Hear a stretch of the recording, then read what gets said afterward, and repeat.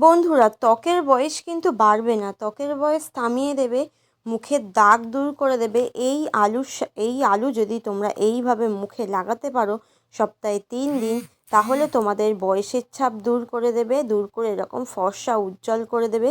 মুখে যদি মেছেতার দাগ হয়ে থাকে, ব্রণের দাগ হয়ে থাকে, বয়সের কারণে চোখের তলায় ভাঁজ পড়ে গেছে, রিঙ্কেল এসে গেছে, তাহলে এই উপায়টা তোমরা সপ্তাহে 3 দিন করো। তাহলে বুঝতে পারবে তোমাদের ত্বক থেকে কিভাবে এই সব সমস্যাগুলো দূর হয়ে যায়। তার জন্য একটা আলু কিন্তু সবার ফার্স্ট আমি কেটে ধুয়ে খুব ভালোভাবে পরিষ্কার করে নিয়েছি। নিয়ে এই আলুটাকে তোমরা একটা কুড়ানির সাহায্যে কুড়ে নেবে, বা তোমরা বেটেও নিতে পারো। এইভাবে দেখো আমি কুড়ে নিলাম আলুটাকে, পুরো আলুটাই কিন্তু নিয়ে নিলাম।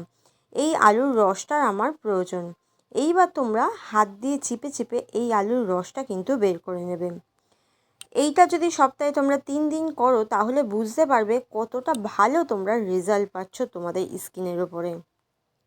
তো দেখো এইভাবে আমি পুরো রসটা কিন্তু ছেঁচে নিচ্ছি এই আলুটার থেকে পুরো রসটা ছেঁচে নিয়ে এইবার এই রসটা কি করবে, এই রসটা তোমরা কিছুক্ষণ তোমরা রেখে দেবে। রাখার পরে দেখবে তলায় যে একটা সাদা ক্রিমের মতন হয়ে যায়, সেইটা কিন্তু আমাদের সবার ফার্স্ট প্রয়োজন। তো দেখো আমি আলুর রসটা খুব ভালোভাবে ছেঁচে নিয়েছি। এবার যে আলুটা অবশিষ্ট রয়েছে এটা তোমরা ভাজা করেও খেয়ে নিতে পারো। এবার দেখো এটা কিছুক্ষণ রাখার পরে ওপর থেকে আলুর যে জল রসটা সেটা আমরা বের করে নিলাম, আর তলায় যে সাদা একটা পাউডার মতন থাকে ওইটা কিন্তু রেখে দিলাম। এবার এর মধ্যে তোমরা যেটা মেশাবে, এর মধ্যে এবার তোমরা 1 চামচ পরিমাণে চাল গুঁড়ি মেশাবে। চাল গুঁড়ি কিন্তু আমাদের স্কিনের পক্ষে খুব উপকার। স্কিনের দাগ ছোপ দূর করতে যেমন সাহায্য করে, স্কিনের ময়লাও তুলতে খুব ভালো সাহায্য করে চাল গুঁড়ি। তার সাথে সমান পরিমাণে 1 চামচ দিয়ে দেবে মুলতানি মাটি। মুলতানি মাটি কিন্তু আমাদের মুখ থেকে ডিপলি পরিষ্কার করে, মুখের রিঙ্কেল, বয়সের কারণে যে চোখের তলায় ভাঁজ পড়ে গেছে সেটাও কিন্তু দূর করে দেবে। আর তোমরা দিয়ে দেবে এতে 1 চামচ টক দই। টক দই কিন্তু অ্যান্টি এজিংয়ের কাজ করবে, আমাদের মুখের যে ব্লিচের কাজ করবে, মুখ থেকে কালো দাগ ছোপ খুব দ্রুত তুলতে সাহায্য করবে এই টক দই। এইবার অল্প অল্প যে আলুর রসটা ছিল অল্প অল্প করে দিয়ে একটা ক্রিমের মতন বানিয়ে নাও এই সব কটা উপকরণ। দেখো আমি খুব ভালোভাবে কিন্তু একটা ঘনভাবে বানিয়ে নিয়েছি ক্রিমের মতন। তোমরা খুব বেশি জল দেবে না, দেখো ওই আলুর রসটা দিয়েই গুলবে, অল্প অল্প করে আলুর রস দিয়ে এরকম ঘনভাবে গুলে নেবে। আর অবশ্যই এতে কিন্তু 2 থেকে 4 ফোঁটা গ্লিসারিন দেবে, তাহলে তোমাদের মুখের যে রুক্ষ সূক্ষ্ম ভাবটা দূর হয়ে যাবে, মুখটা খুব ভালো একটা ফ্রেশ টান টান ভাব চলে আসবে তোমাদের মুখে। এবার দেখো সবকটা উপকরণ আমি খুব ভালোভাবে কিন্তু একসাথে মিশিয়ে নিয়েছি।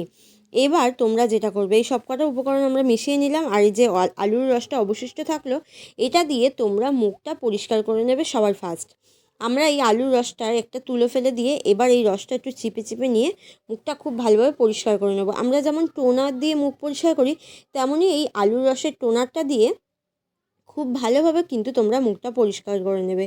চোখের তলায় দেখবে অনেক সময় কালি পড়ে যায়, এই যে থুতনিতে, নাকের ওপরে যে dark circle, black head, white head হয়ে যায়, সেগুলোও কিন্তু দূর হয়ে যাবে আস্তে আস্তে।